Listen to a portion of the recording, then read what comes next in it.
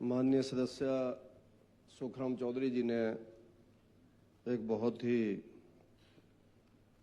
जरूरी विषय के ऊपर अपना संकल्प लेकर के आए हैं और मुझे लगता है कि इसके बारे में किस गवर्नमेंट में क्या हुआ, किस पॉलिसी में क्या है, उसके बारे में न ज़्यादा बातचीत करते हुए इसको राजनीतिक मुद्दा नहीं हमें बनाना चाहिए, जैसा माननीय सदस्य किशोरी लाल जी कह रहे हैं। आप सब लोग जानते हैं कि आजकल जितने भी लड़के लड़कियां इसमें काम कर रहे हैं वो वेल एजुकेटेड लड़के लड़कियां हैं। बहुत अच्छी क्वालिफिकेशन, बहुत अच्छी मेरिट उन लोगों की है। और अगर आप लोग देखेंगे, कहीं फीडबैक लेंगे तो आपके ध्यान में आएगा कि दफ्तरों के अंदर सबसे ज़्यादा काम करने वाले भी यही लोग हैं, क्योंकि बहुत ज़्यादा मेहनत करते हैं और उनका शौक भी है और उनकी क्वालिफिकेशन भी अच्छी है। और लेकिन जिस तरह से इन लोगों के माननीय सभापति महोदय अपॉइंटमेंट्स होती हैं, मुझे लगता है कि जो आउटसोर्सिंग एजेंसीज हैं ये भी एक, क्योंकि जब हमने उनको चुना है तो वो हमें कर्मचारी देते हैं समय पर, एक तो इनकी तनख्वाह नहीं मिलती है और काफ़ी ज़्यादा पैसा, कई बार तो हमारे सुनने को आता है कि 4-5 हज़ार रुपया भी इनका काट लिया जाता है और 3-3 महीने इनके पैसे अपने पास वो रखते हैं। इसका ब्याज खाते होंगे, क्या करते होंगे, मैं ये नहीं बोलता, क्योंकि आउटसोर्सिंग एजेंसी का भी क्या सिस्टम है वो लोग जानते होंगे, मैं उस पर भी आलोचना नहीं करना चाहता। जब हमने उनको चुना है तो वो हमें कर्मचारी देते हैं। हाँ जी, नहीं, अब हमें आइडिया नहीं जी कहाँ से है, आपको ज़्यादा आइडिया होगा। जनार्था एंड कंपनी कहाँ की है मुझे नहीं पता, वो हमीरपुर के हैं या शिमला के हैं, आपको ज़्यादा आइडिया होगा। आप हमीरपुर के बोल रहे हैं तो हमीरपुर के तो चीफ मिनिस्टर भी हैं, तो उनको क्या निकाल दें यहाँ से।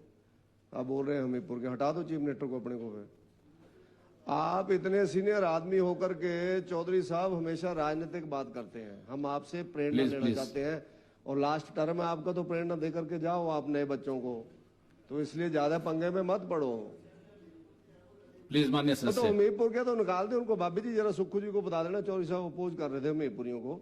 हमीरपुर के तो बहू भी आ गई तो क्या करें, निकाल दे उनको घर से। अलग बात नहीं होती है, गड्डी का फेंको ट्रैक पर चलनी। फिर ऐसे नहीं।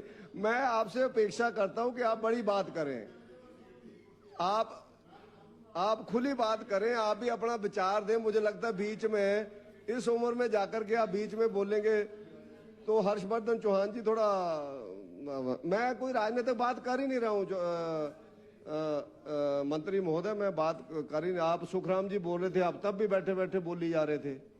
मेरा तो निवेदन ये है कि ऐसे व्यवस्थाओं के ऊपर से समाज का, जिसको कहते हैं, विश्वास उठ जाता है जब बिना मेरिट से, बिना रिजर्वेशन से, बिना किसी चीज से किसी को नौकरी मिलती है। वो चाहे हम करते होंगे चाहे आप करते होंगे। उसमें आप अभी माननीय किशोरी लाल जी ने बोला कि जितने भी कोरोना काल में लोग रखे गए वो सब बीजेपी के। ऐसे कैसे, ऐसे कोई चीज संभव हो सकती है? आप कल्पना कर सकते हैं? अब ऐसे हो सकते हैं हम तो विषय उठा रहे हैं कि उनको क्यों निकाला बेचारों को। अनुभवी थे, हेल्थ के सिस्टम में वो काम कर रहे थे।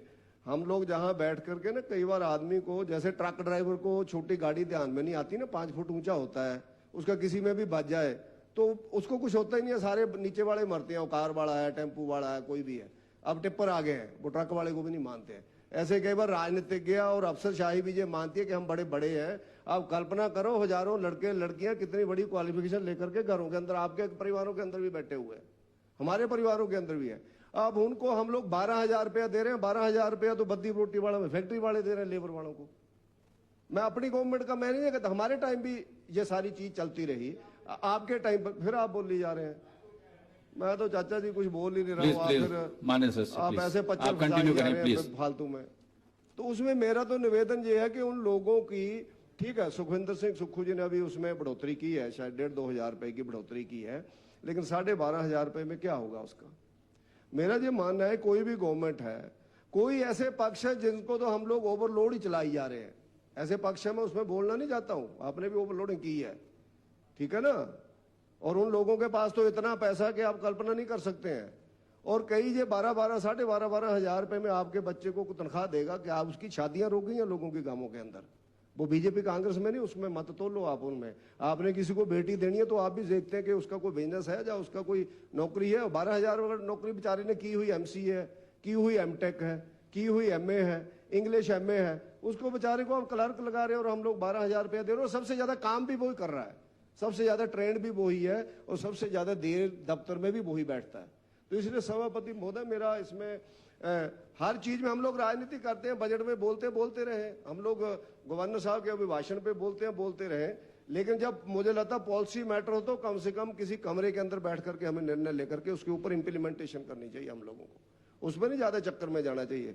तो मेरा तो यही निवेदन रहेगा कि इसमें या तो इस व्यवस्था को ही बंद करो, ये शोषण वाली व्यवस्था है, ये बिल्कुल लोगों के शोषण है इसमें। और उसके साथ साथ समय पर कम से कम उनके पैसे जरूर पड़े, हर महीने उनको भी आस होती है कि उनको कम से कम 12,000 मिल रहा, तो 12,000 उनको समय पर तो मिले। अब बेचारे एजेंसी वाले कई बार हम उनको कई बार बोलते हैं, भाई साहब आपके पास एक व्यक्ति लगा हुआ है, इसका पैसा क्यों नहीं मिल रहा? वो कहते हैं जी मैंने तो 2 तनख्वाहें अपनी दे दी, अब पिछली तीसरी तनख्वाह देने को मेरे को पैसे नहीं है, मेरे को तो पहले 4 महीने से पैसा नहीं पड़ा हुआ। ऐसी भी स्थिति है, ठेकेदार भी परेशान है इसमें, सिर्फ आपके परेशान नहीं है। हम जब प्राइवेट फैक्ट्रियों में, नेस्ले जैसी फैक्ट्री में हम लोग फोन करते हैं कि भैया 3 महीने से इसको तनख्वाह नहीं मिली, तो वो बोलते हैं कि मेरी खाते में तो पड़े नहीं सारे, पहले 2 महीने का तो मैंने अपनी तरफ से दिया इन बच्चों को। मैं जानता हूं कि ये बेचारे कितने गरीब लोग हैं। तो उसके नाते हमारा ये मानना है कि इसके अंदर सुधार करो और सुधार के साथ साथ इसमें नए नियम बनाओ। हम हरियाणा की बात नहीं करते, आपको लगता होगा हरियाणा ने, मुझे लगता है कई बार हम हर चीज में राजनीति में चले जाते हैं। हरियाणा ने कुछ अच्छा किया तो आप लोग ले लो, अगर तेलंगाना वाला कुछ अच्छा कर रहा तो उसको ले लो, हम कौन सा इनकार कर रहे हैं।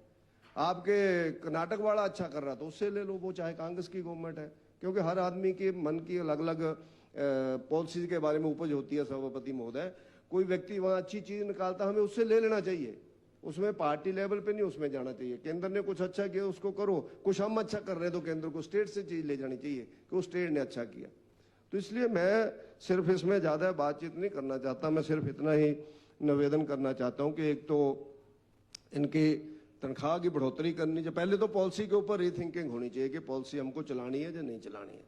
दूसरा, अगर चलानी है तो इसमें तनख्वाह ज्यादा इन लोगों की करनी चाहिए। और तीसरा, इसमें हमें ये करना चाहिए कि इनकी हर महीने तनख्वाह पड़ जाए, और जो एजेंसी जिन्होंने एजेंसी ने ये रखे हैं उनके ऊपर भी कोई मापदंड तय हो कि उन लोगों ने इसके ऊपर कितना पैसा काटना उनका। यानी आपने मेरे को दे दिया, मैं मान लो मैं एजेंसी चलाता हूँ, मैंने भी व्यक्ति को दे दिया फैक्ट्री को, उसके बाद मैं 2-3 हजार रुपया किस चीज का काट रहा हूँ? तो फैक्ट्री में काम कर रहा है, जो आपके डिपार्टमेंट में काम कर रहा है, उस पर मेरी क्या लागत लग रही है एजेंसी की।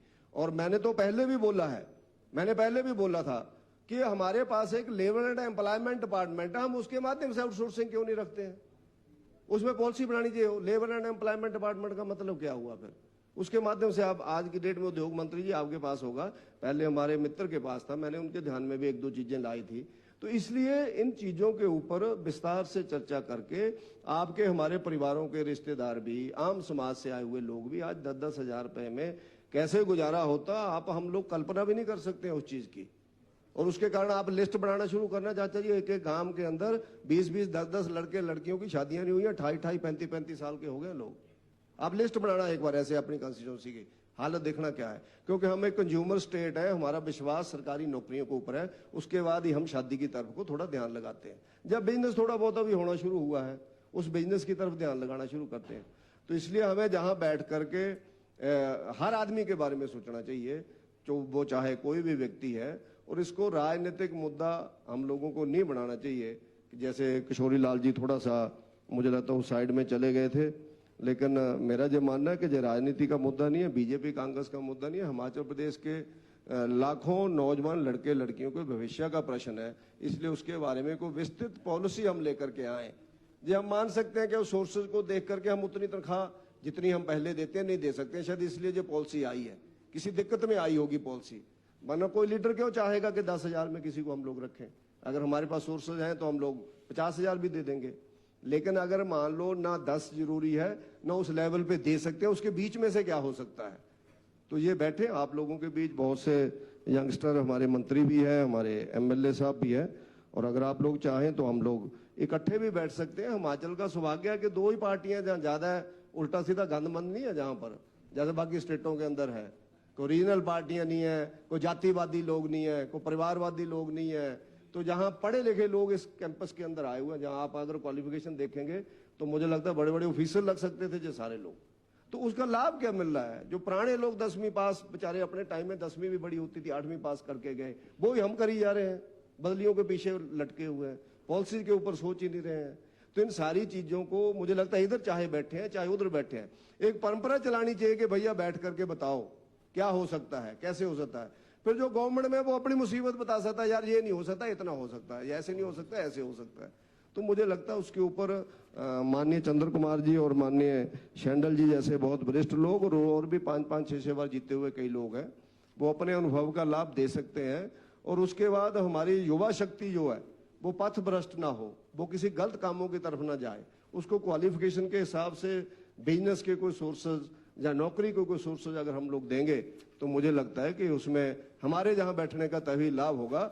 वरना 5-10 दिन बोले, अपने टीएडीए लिए और चले गए, और उसके बाद बीजेपी कांग्रेस करते रहे, चिड़ियों की तरह लड़ते रहे, और लोग फिर हम आप लोगों को क्या सोचते हैं, क्या हमारे बारे में बोलते हैं, क्या अफसरशाही के बारे में बोलते हैं, आप लोग सभा में जानते हैं, आप लोग स्वयं जानते हैं सारी चीजों के प्लीज बारे वाइंड में। अप। इसलिए सभापति महोदय, मेरा इतना ही आग्रह है कि इसके बारे में बड़े विस्तार से एक बार अलग से बैठ करके भी चर्चा होनी चाहिए, और अच्छे इशूज को निकाल करके क्या हल बेरोजगारी का हो सकता है, जो बेरोजगारी से जुड़ा हुआ मुद्दा है, जवानी से जुड़ा हुआ मुद्दा है। मेरा इतना ही आग्रह है कि जो माननीय सुखराम जी विषय लेकर के आए हैं, बहुत अच्छा विषय है, इसमें राजनीतिक दृष्टि से न सोचते हुए हमें प्रदेश के कल्याण के लिए सोचना चाहिए। आपका बहुत बहुत धन्यवाद। जय हिंद।